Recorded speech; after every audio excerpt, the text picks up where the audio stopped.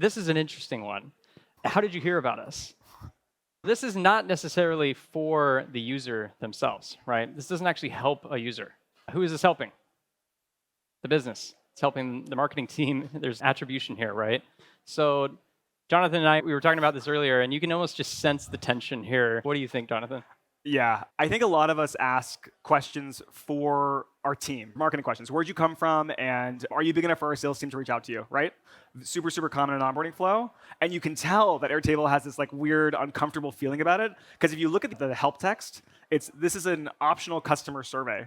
Like they're at least being honest that they're like, this is not for you. It's not for your account. It creates no value for you. A designer was like, okay, I have to write this copy. I did not want to put this in here because it's not for the user, right? As a designer, it's like, I want to advocate for the user always, but I reluctantly type that in as copy, okay. I think one other interesting thing about this slide is I think a lot of us have fear that we're going to have drop-off in our onboarding flow. And if we add one more slide or one more question, we're going to lose users at this really critical moment.